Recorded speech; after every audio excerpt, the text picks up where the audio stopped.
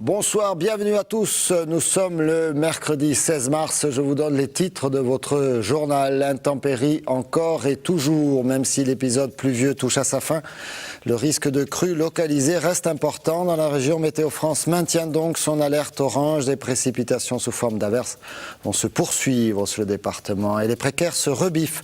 Des salariés de l'éducation nationale portent plainte contre l'État. Ils dénoncent notamment des CDD à répétition. Montpellier Danse fait sa mue. La 31e édition a été présentée hier par Jean-François Montanari, son directeur. Il y aura du cirque et même des chevaux. Routes coupées, cours d'eau qui débordent, les fortes pluies qui se déversent sur la région depuis ce week-end ont occasionné beaucoup de perturbations. Il faut déplorer malheureusement également 2 personnes décédées dans les Pyrénées-Orientales, 2 automobilistes piégés dans leur voiture par la montée des eaux. 200 personnes ont-elles été évacuées dans l'Aude. De nombreuses routes restent coupées dans le Biterrois, du côté de Pézenas également, ou encore à Gignac et à Lunel. Les précipitations s'estompent maintenant sur l'Hérault, ce qui justifie la levée de la vigilance orange concernant les fortes pluies. Par contre, une vigilance orange crue persiste pour les 2 départements de l'Aude et de l'Hérault. Comment se décident ces différentes alertes? Explication avec Sophie Carloni. Depuis ce week-end et jusqu'à midi, des pluies continues se sont abattues sur notre région. En 4 jours, il est tombé 2 fois la moyenne d'un mois de mars normal. L'alerte orange a été déclenchée, mais qui et comment déclenche-t-on ces niveaux d'alerte? La réponse avec Roland Mazuri, délégué départemental de Météo France. Donc c'est le chef prévisionniste d'Aix-en-Provence qui, en collaboration avec le prévisionniste local, décide à quel moment on fait un changement de couleur de vigilance, de vert à jaune, de jaune à orange. Pour la couleur rouge, c'est un peu plus complexe. C'est Météo France qui décide et qui propose à la préfecture ce changement de couleur, parce qu'on sait que la couleur rouge implique un certain nombre de contraintes très fortes pour la préfecture. Mais dans quelle mesure ces alertes sont-elles fiables? Les consignes sont les mêmes pour l'ensemble de la population du département. Alors déjà, il faut savoir que les consignes sont données pour tout le monde, alors qu'on ne sait pas exactement cibler quelles sont les communes qui seront les plus impactées. C'est vrai que la vigilance orange est décidée à partir de certains dépassements de seuil de dangerosité. Par exemple, lorsque les précipitations dépassent 150 mm en 24 heures, 150 litres par mètre carré, on décide d'une vigilance orange. Lorsque les vents dépassent 110 ou 120 km à l'heure, on décide d'une vigilance orange. Donc c'est bien des seuils de dangerosité qui déterminent cette mise en orange. Attention donc, restez prudents sur les routes. Il va continuer à pleuvoir ce soir sur le département et sur le département du Gard notamment. C'est une première en France. 49 salariés de l'éducation nationale portent plainte contre l'État. Ils dénoncent des CDD à répétition, des temps partiels imposés, bref, des conditions de précarité devenues inacceptables. Laurence Calatafides. Ils sont bibliothécaires ou personnel administratif. Tous ont un contrat à durée déterminée, un contrat que l'éducation nationale ne cesse de renouveler. Avec 24 heures de travail par semaine, difficile de vivre au quotidien. Quant à l'avenir... Mon avenir, c'est le chômage. Et le problème, c'est que je sais qu'au bout d'1 an de chômage, on a le droit à refaire une autre formation style CAV, ou maintenant c'est plus CAV, ce sont les CUI. Et à moindre payé, vraiment, on inspire. Donc financièrement, on ne peut pas. Pour l'avocat du collectif, l'objectif de l'éducation nationale est clair. Remplacer les fonctionnaires par des contrats privés sous-payés. Mais leurs revendications restent lettres mortes.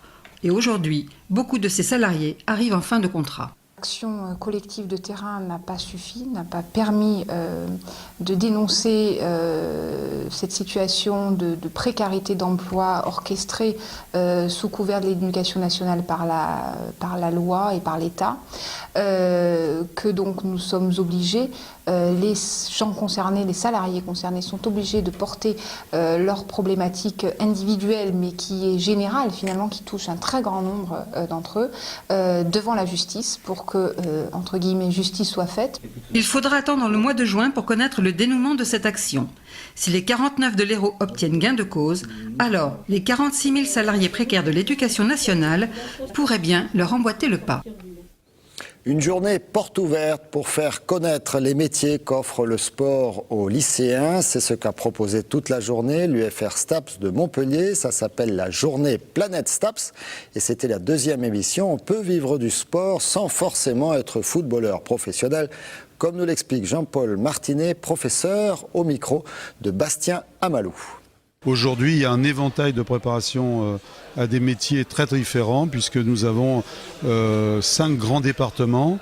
Au-delà de l'éducation motricité pour être enseignant, il y a un département entraînement sportif qui va vers le métier de préparation physique, vers les métiers d'entraîneur, de coach et ainsi de suite. On a un département sur les activités physiques adaptées, tous les métiers en relation avec le monde du handicap. Et ici, la palette est énorme. On a aussi le management sportif, un autre département qui permet de tous ceux qui ont la fibre sportive mais sur l'aspect organisationnel, ceux qui veulent monter une entreprise, salle de fitness, salle de musculation, créer des événements et ainsi de suite. Donc l'objectif est de bien montrer à tous nos jeunes lycéens qu'on ne vient pas ici que pour faire une seule chose, mais beaucoup de choses sont possibles. Jean-Paul Montanari a dévoilé hier le contenu de la 31e édition du festival Montpellier Danse qu'il dirige, une édition avec laquelle il a souhaité surprendre le public. Il y aura donc du flamenco, pourquoi pas, mais également du cirque ou encore des chevaux. Il nous en dit plus dans ce reportage de Jean Brun et Sophie Carloni. Pour cette 31e édition du festival Montpellier Danse, son directeur Jean-Paul Montanari a eu envie de changement et de surprise. Le cirque fait son entrée. L'été dernier, quand nous avions fait cette formidable 30e édition, on s'était promis de changer les choses. Voilà, faire du cirque, c'est aussi changer les choses. Donc nous les changeons. Mais il n'y a pas que le cirque qui apparaît comme un élément de nouveauté. Et c'est avec le centaure et l'animal que Bartabas le cavalier, en pas de deux avec le danseur japonais Ko Morubushi, ouvre ce festival. Autre nouveauté, le chorégraphe allemand Raimund Hauge est associé à cette édition et sera présent tout au long du festival et invitera le public à partager 6 après-midi. C'est un peu le mystère, c'est pour ça que moi j'y serai pour voir ça, parce que je ne sais pas ce qui va s'y passer. Raimund Hauge va recevoir du public. Et il va parler avec lui, donc il va lui présenter des choses, ils vont parler de son œuvre, il va peut-être on va peut-être écouter de la musique avec lui, parce que vous savez peut-être l'importance de la musique dans l'œuvre de Raimund Hauge, peut-être qu'on verra des films, peut-être qu'il présentera les artistes que lui-même a invités dans cette édition. Il ne dit pas ce qu'il va faire, et je ne veux pas qu'il le dise, je veux qu'il me surprenne à plusieurs reprises pendant tout au long du festival, qu'il me surprenne en se mettant un peu à ma place, il est intermédiaire entre le public et l'œuvre, alors que d'habitude c'est moi qui joue ce rôle, c'est lui qui va le jouer à ma place et j'en suis très content. Un savant mélange de grands spectacles de découverte et de recherche devrait assurer le succès de ce nouveau rendez-vous du 22 juin au 7 juillet. Vous connaissiez forcément les Gypsy Kings, peut-être Chico et les Gypsy. Rassurez-vous, la relève est assurée. La nouvelle et 3e génération des Gypsy Kings était dans les jardins de l'Imperator à Nîmes il y a quelques jours. Ils sont 7 et donc tout naturellement, ils s'appellent les Seven Kings. Alain Bello. Ils sont 7, tous jouent de la guitare, chantent et ce sont les Seven Kings. Ils sont issus de la 3e génération de 2 familles, Baliardo et Reyes, déjà connus du grand public sous le nom des Gypsy Kings. Un désir pour les Seven Kings, c'est de suivre la trace de leurs aînés. En tant que musicien gypsy aussi, je les regardais comme ça, je regardais mes cousins jouer, mes oncles, tout ça. Et bon, pour moi, chaque fois que je les ai vus en concert, ça a été magnifique pour moi. C'est notre inspiration, on se voit là-dedans, voilà, c'est ça notre vie. On est né dans la musique et de voir nos parents, tout ça, les voir chanter comme ça, ça nous va directement au cœur, quoi, voilà. C'est parce que c'est notre vie. Nous, la musique, on ne la joue pas, on la vit. On a hérité apparemment de mon héritage des Gypsy Kings et on voudrait le faire valoir à notre tour. Être fier, oui, je le suis. Et puis bon, je voulais qu'il y ait un groupe justement après nous. Et on en avait parlé souvent. J'ai dit, les gars, bon, dites-vous un jour qu'on aura les cheveux blancs et on aura un certain âge. Et puis bon, il faut se dire qu'il faudra préparer les enfants et qui nous remplace et puis que ce sera la relève. La musique gypsy, le flamenco, la rumba font partie de leur influence musicale. Mais chacun des membres du groupe Seven Kings pourra apporter sa patte personnelle. On va envisager aussi de créer nos chansons parce que bon, on a aussi des bonnes idées aussi pour créer des chansons, que chacun a son style sur les chants. Là j'ai mon cousin Keko qui est un style gypsy aussi, mais dans sa voix tout ça là, bon, c'est notre atmosphère, c'est un autre truc.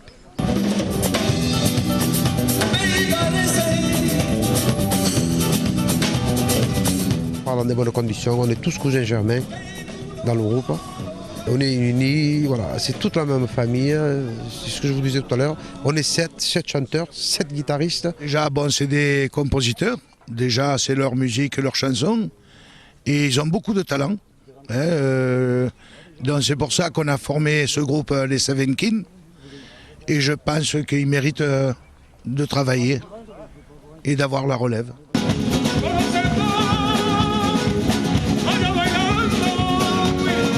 Une tournée internationale est déjà prévue dès le mois d'avril. Elle débutera par le Maroc.